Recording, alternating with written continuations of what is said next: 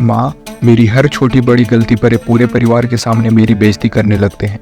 आज भी उन्होंने मुझ पर हाथ उठाया है। मैं थक गई हूँ माँ, अब नहीं सह सकती। मैं भी इंसान हूँ, मेरी तो कोई हैसियत ही नहीं है। बोलते बोलते रवीना रो पड़ी। रो मत बेटा, तू घर चली आ। बहुत देखे हैं ऐसे लड़के मैंने। तू पढ़ी लिखी है, किसी की कोई चिंता करने की ज़रूरत नहीं है। 2-4 दिन में ही इन लोगों की अक्ल ठिकाने लग जाएंगी, और अगर नहीं भी लगी तो तलाक का रास्ता तो खुला है ना। बहुत सह लिया तूने, अब और नहीं। कावेरी जी अपनी बेटी को दिलासा दे रही थी तो रवीना हिचकियाँ लेकर रोती रही और फिर अपना सामान समेटने लगी। तभी उसका पति नवीन कमरे में आया और उसे सामान पैक करते हुए देखकर बोला, कहाँ की तैयारी हो रही है रवीना?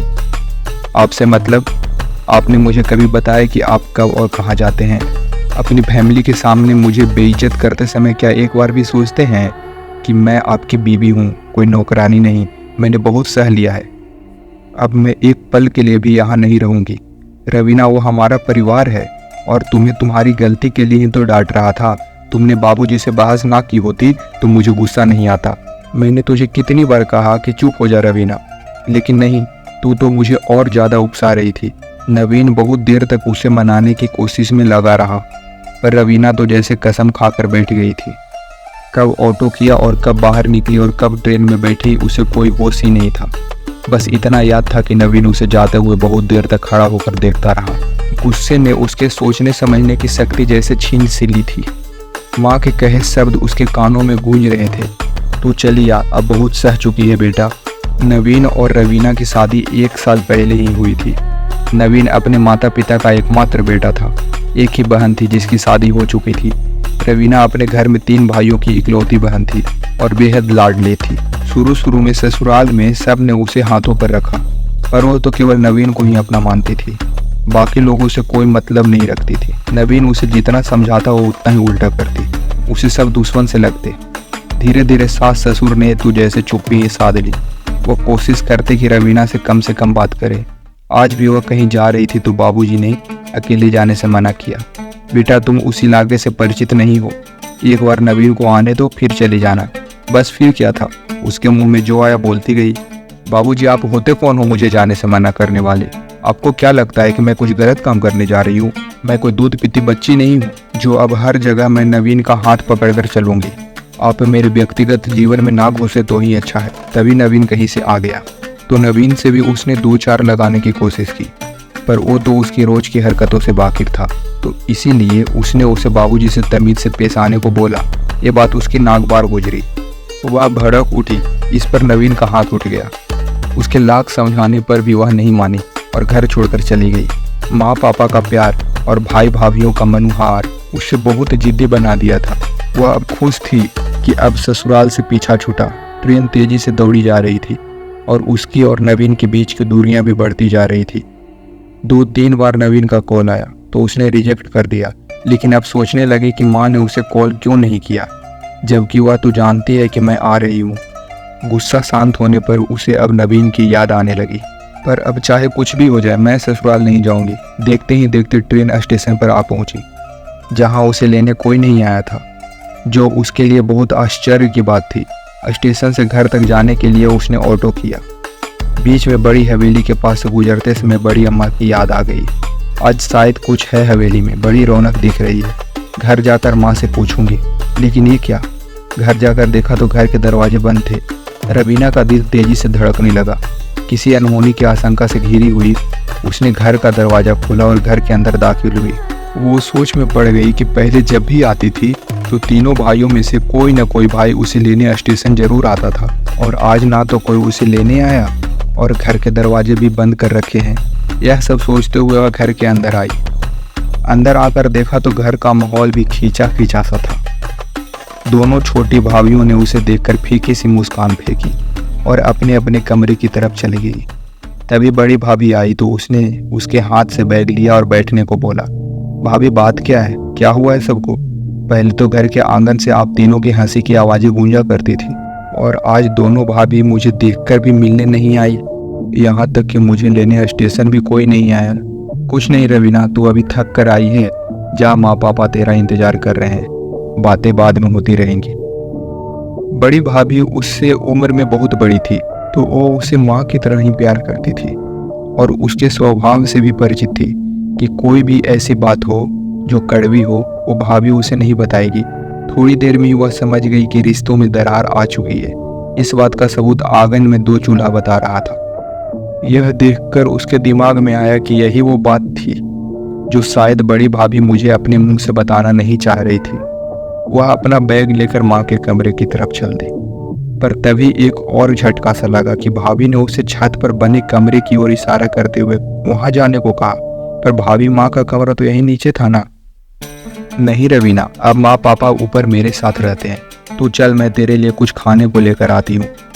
अपनी भाभी की बात सुन ढेर सारे सवाल उसके मन में घूमने लगे कि इतना सब कुछ हो गया और माँ ने मुझे बताया तक नहीं, और एक मैं हूँ जो अपनी सारी बातें उनको बताती हूँ। अभी जाकर माँ से पूछती हूँ। ऊपर पहुँचकर वह माँ के गले लग गई।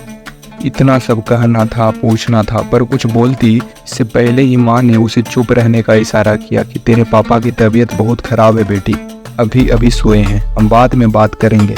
और वैसे भी अब तो तुम्हें यहीं रहना है ना, तो आराम से सारी बातें करते रहेंगे। मन की बात मन में ही रह गई। फिर उसके लिए भाभी ने उसकी भतीजी के कमरे में बिस्तर लगा दिया। दिन भर की थकान और तनाव के कारण उसे कब नींद ने घेर लिया उसे पता ही नहीं चला। दूसरे दिन नीचे से आई तेज आवाज ने उसकी नींद तोड़ी। मंझले भैया जोर जोर से चिल्लाकर छोटे भैया को अपनी तरफ से गाड़ी हटाने को बोल रहे थे। छोटे भैया कुछ बोलते इससे पहले ही छोटी भाभी ने उन्हें खरी खोटी सुनाना शुरू कर दिया। वो अवाक सी खड़ी हुई देखती रह गई। ये लोग इस तरह कैसे कर सकते हैं? रिश्तों की कोई मर्यादा होती है कि नहीं? बड़े जेठ हैं, वो हिम्मत कैसे हो गई छोटी भाभी को उनसे जुबान लड़ाने की? अभी छोटी भाभी से जाकर बात करती हूँ। वह गुस्से में वहां से नीचे की तरफ चल पड़ी, पर माँ ने उसे बीच में ही रोक दिया। रवीना, यह उनका माजरा है, तुझे बीच में पड़ने की कोई जरूरत नहीं है। पर माँ, मर्यादा नाम की भी कोई चीज होती है। बेटी, मैंने कहा ना तुझे बीच में नहीं पड़ना है। अपनी माँ की बात सुनकर वह चुपचाप अपने कमरे में वापस चली गई और सोचने लगी कि यह सब क्या हो गया है। पहले सब मिलजुल कर रहते थे और अब मेरा कमरा भी मेरा नहीं रहा, वह अभी दूसरे भाई के हिस्से में चला गया है। अपने ही घर में रहने के लिए मुझे मेहमानों की तरह जगह ढूंढनी पड़ रही है। पापा से भी कोई तनाव वाली बात ना करें। यह हिदायत माँ और भाभी दोनों सुबह से 2 बार दे चुकी हैं। कहाँ उसने सोचा था कि घर पहुँचते ही तीनों भाई उसे सर आंखों पर बैठाएंगे, और कहाँ ये सब देखने को मिल रहा है। बड़े भैया भी बेमन से बातें करके चले गए, जैसे उसकी परेशानी से किसी को कोई लेना देना ही नहीं हो। उसका सारा सोचा हुआ पानी में मिल गया था। सब अपनी दिनचर्या में व्यस्त थे। माँ से कितनी सारी बातें करनी थी, पर वो भी मानो कुछ सुनना ही नहीं चाहती थी। अब उसे रह रह कर अपने घर और अपने पति की याद आने लगी।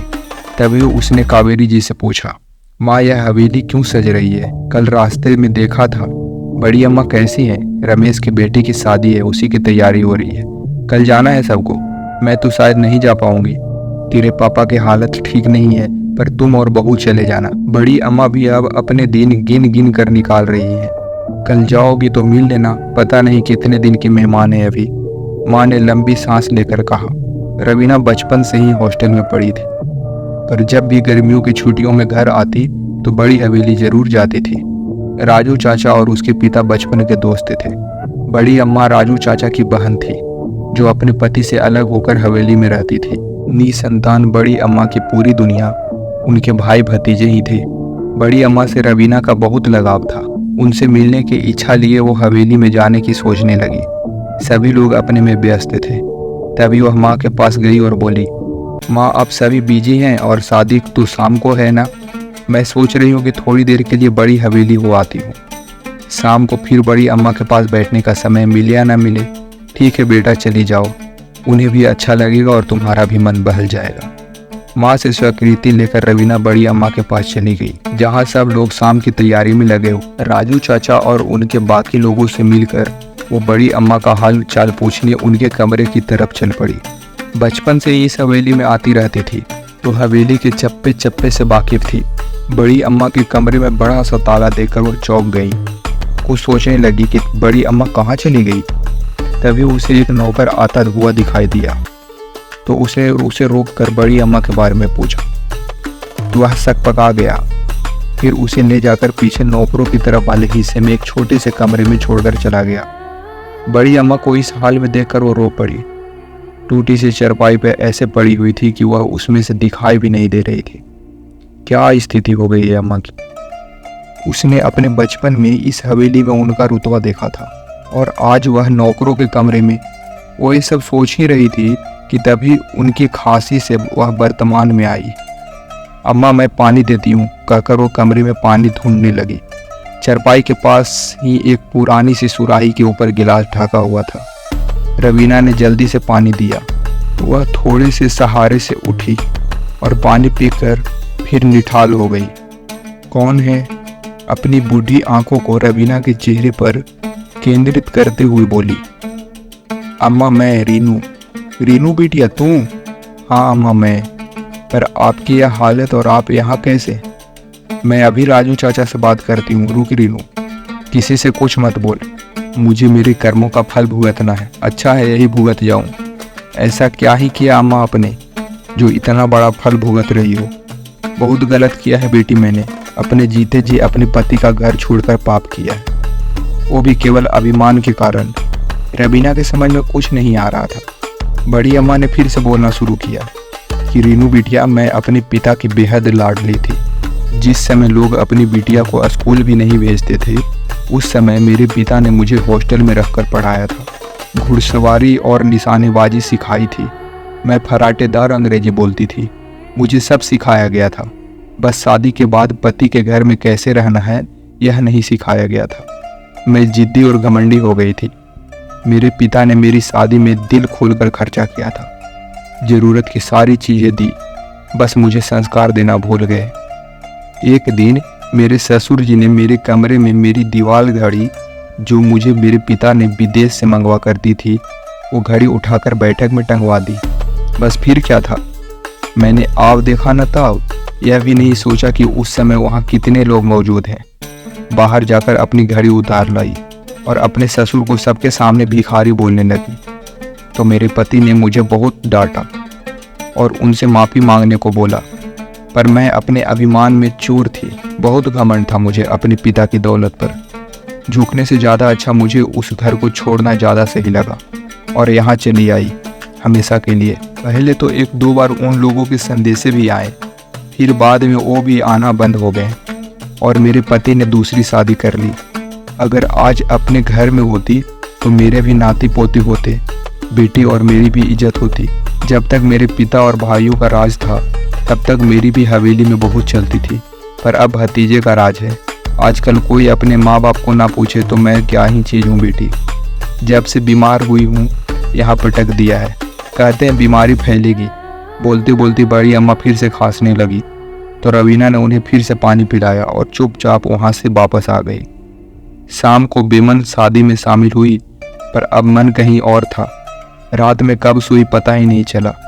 वो शीशे के सामने खड़ी एकदम से बूढ़ी लग रही थी। सफ़ेद बाल, झुकी हुई कमर। ये जगह कौन सी है? Store room. यहाँ तो कबाड़ रखते हैं ना। वो यहाँ क्यों है? तेज खांसी आ रही है। पानी पानी। पसीने से लथपथ रवीना की नींद खुली। क्या हुआ रवीना, कोई बुरा सपना देखा क्या बेटी? कावेरी जी उसे पानी देते हुए पूछने लगी। हाँ मम्मी। वो क्या बके जा रही थी उसे खुद भी मालूम नहीं था। अच्छा सुन, तू जल्दी से फ्रेश हो जा, फिर अपना सामान स्टोर वाले कमरे में लगा ले। वो क्या है ना, अब तुम्हें यहीं रहना है तो अलग कमरा तो चाहिए होगा ना। तो मैंने स्टोर की सफाई करवा दी है, आज से तुम वहीं रहोगी। अपनी माँ की बात सुनकर वह चौंक गई। माँ से ये उम्मीद बिल्कुल भी नहीं थी। उसे रोना आ गया। कहाँ नवीन और उसका एसी बेडरूम, कहाँ वो स्टोर रूम। उसे अपना सपना सच होता हुआ दिखाई दे रहा था। अब उसे अपनी सारी गलतियाँ शिद्दत से याद आने लगी। अब वह अपने ससुराल के बारे में सोचने लगी कि उस दिन भी तो मेरी ही गलती थी। मैं बाबूजी से झगड़ा कर रही थी, इसीलिए नवीन ने मुझ पर हाथ उठा दिया। कोई भी बेटा अपने पिता की बेइज्जती कैसे देख सकता है। आज उसे अपनी गलती पर बहुत पछतावा हो रहा था। ने अपना मोबाइल उठाया तो देखा कि नवीन के बहुत सारे फ़ोन आए हुए थे जो उसने गुस्से में नहीं उठाए थे। आज हिम्मत करके उसने नवीन को फ़ोन किया तो दूसरी तरफ से नवीन की आवाज़ आई। रवीना कोई ऐसा करता है क्या? मुझे माफ़ कर दो और घर लौटाओ। मुझे और इस घर को तुम्हारी ज़रूरत है। नवीन की आवाज़ सुनकर रवीना की हिचकियाँ बंध गई और बहुत देर तक रोती रही। फिर आने का वादा करके फ़ोन रख दिया। उसने फैसला ले लिया था कि वो हवेली वाली अम्मा नहीं बनेगी और फिर अपनी माँ से बोली कि माँ, मैं अपने घर वापस जा रही हूँ, आप स्टोर रूम में सामान वापस रखवा दीजिए। बेटी की बात सुनकर कावेरी जी बोली, अरे नहीं बेटी, तू वापस नहीं जाएगी, कभी नहीं, सोच ले, फिर मत कहना। नहीं माँ, मैं जा रही हूँ अपने घर, वही मेरा घर है और अब मैं आपसे कभी भी कुछ नहीं कहूँगी। वह मुस्कुराते हुए नहाने चली गई। कावेरी जी के चेहरे पर भी हल्की सी मुस्कान थी जिसे रवीना नहीं देख पाई। करीब 1 घंटे बाद उसने स्टेशन जाने के लिए कैब बुलाई। माँ ने ढेर सारी चीज़ें बांधी और सबसे मिलकर चल दी। 10 मिनट बाद उसे याद आया कि शायद उसका मोबाइल तो घर पे ही छूट गया, तो उसने कैब वाले को वापस घर की तरफ चलने को कहा और घर पहुंचकर जैसे ही दरवाज़ा खोलने लगी तभी अंदर से आई आवाज़ों ने उसके कदम वहीं रोक दिए। माँ और तीनों भाभियाँ आंगन में बैठी हंस रही थी। छोटी भाभी बोली, मान गए आपको माँ जी, क्या सबक सिखाया आपने रवीना दीदी को। और सबसे कठिन रोल तो पापा जी का था, बेचारे 2 दिन तक बिस्तर पर पड़े रहे।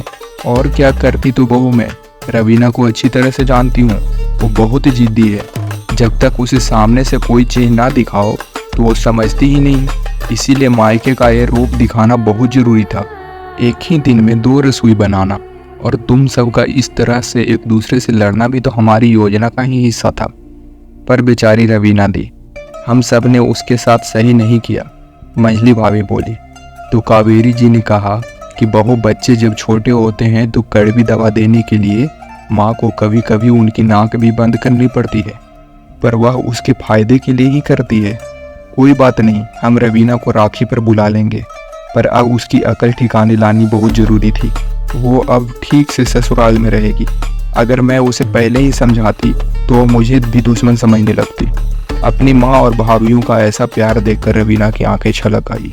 खैर, उसे अपनी गलती का एहसास तो पहले ही हो चुका था, पर अपने मायके में सब कुछ पहले जैसा देखकर उसे बहुत राहत मिली और बिना फोन लिए वहां से अपने ससुराल की तरफ रवाना हो गई।